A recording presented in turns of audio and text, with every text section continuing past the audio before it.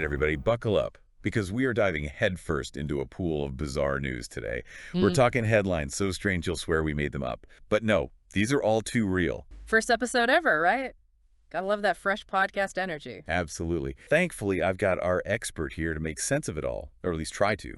Ready to get weird. Absolutely. Sometimes the strangest stories tell us the most about the world we live in. Couldn't agree more. And our hosts, Mayhel and I, they definitely bring it right from the get-go. They're talking about bringing the weirdest news from around the globe. Well, that's a pretty solid premise. Gotta give them that. Definitely piques your curiosity, right? Oh, absolutely. And they're not just aiming to deliver the news. They specifically mention wanting to build a community around this shared love of the absurd. Interesting. So it's more than just a news show. It's like a gathering place for people who appreciate the what's the word? The unusual, Yeah. the unexpected. Exactly. And that makes you wonder, right, what is it about this kind of bizarre news that brings people together? Now there's a question for you. Like, why do we gravitate towards the strange, the funny, the things that make us go, huh, that's weird? It's definitely a head scratcher. Yeah. But hey, before we get too philosophical here, let's get into the actual news, shall we? Let's do it. Hit us with those headlines. All right. So, they kick things off with a story about a Russian oligarch who challenged Zelensky to an aerial duel. Wait, back up. An aerial duel? Like with planes? That's what they said. Mm-hmm.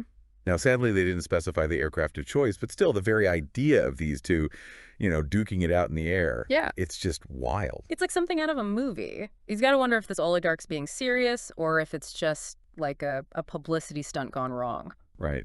The line between reality and, well, absurdity seems pretty thin these days. Anyway, from Russia, we then jet set over to Indonesia, where a man returns home after 25 years because he was dodging a circumcision. Okay, now that's just avoiding the inevitable. 25 years is a long time. It really is. Makes you wonder about the family dynamics at play there, Oh, for sure. And the cultural significance, right? This is one of those stories that reminds us that, what seems strange to us might be totally normal somewhere else. Absolutely.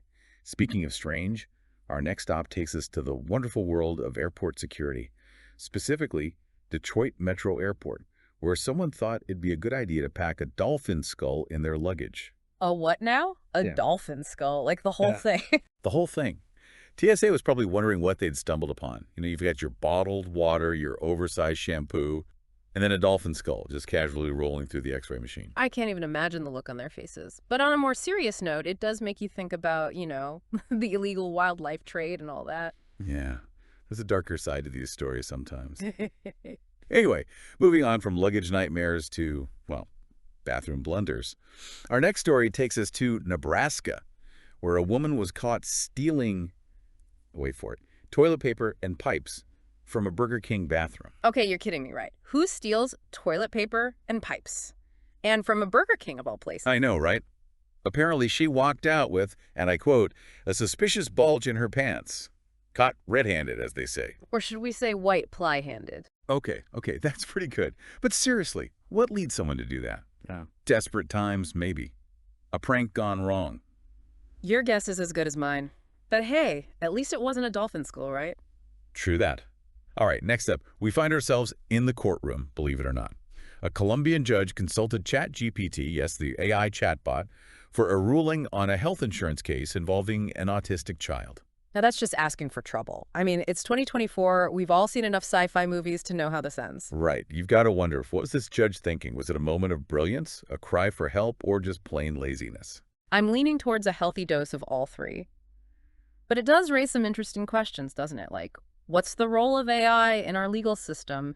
Should we be relying on algorithms to make life-altering decisions? It's kind of both fascinating and terrifying at the same time, are we ready for this? That's the million-dollar question, isn't it? But let's shift gears a bit. Our next story takes us from the courtroom to, well, a jail cell. In Florida, a janitor accidentally got locked in the very cell she was cleaning. Oops. How do you even accidentally lock yourself in a jail cell? Apparently, it's easier than you'd think. She was in there for 3 days. 3 days? Poor woman. Someone really needs to update their safety protocols. No kidding. But thankfully, they eventually found her, a bit hungry and thirsty, but otherwise okay. From one absurd situation to another, our next stop takes us to Japan. Get this. A man was arrested for selling, wait for it, illegal anime body pillowcases. Okay, now I've heard it all. Illegal body pillowcases. What makes a body pillowcase illegal? Well, turns out he was selling these pillowcases featuring popular anime characters without permission. Ah, so copyright infringement even in the world of anime merchandise. I guess there are rules even when it comes to comfy fandom. Exactly. Speaking of rules, or should I say lawsuits, our next story involves a man in Singapore who sued his friend for $7.5 million. $7.5 million. What could possibly justify that kind of lawsuit? Well, get this. He claims it's because she rejected his romantic advances. Ouch. That's gotta sting. But still, $7.5 million. That seems a bit extreme, don't you think? A tad dramatic, maybe. It does make you wonder about the line between, hurt feelings and, legal action. But hey, let's end on a lighter note, shall we? Please tell me we have at least one feel-good story today. Our last stop takes us to Mexico, where, believe it or not, a monkey gave someone a tattoo. A monkey? You mean like with a needle and ink? Yeah. And actually tattooed someone? That seems to be the case. The details are a little sketchy, but it sounds like a street vendor was on the receiving end of this primate's artistic inclinations. I have so many questions. Like, how does a monkey even get its hands on tattoo equipment? And who in their right mind would let a monkey near them with a needle? Your guess is as good as mine. But it does make you think, doesn't it? The world is a strange and unpredictable place, especially when monkeys get involved in the tattoo business. Speaking of strange and unpredictable, what about that tattoo image our listener sent? Any chance this monkey is behind that masterpiece? Ooh, that's an interesting thought. Sadly, Mayor and High didn't actually describe the monkey tattoo, so it's up to our imaginations, I guess. But that's all the time we have for today. Mayor and High wrap things up with a call to action for their listeners. Subscribe, follow, tell your friends.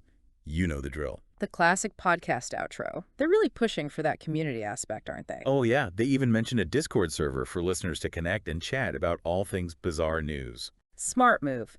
Engage with your audience. That's the key. So what do you say we take a page from their book and open up the floor to our listeners? Yeah, that's a great idea. Let's hear what our listeners have to say. But first, before we completely wrap up, I wanted to pick your brain about something.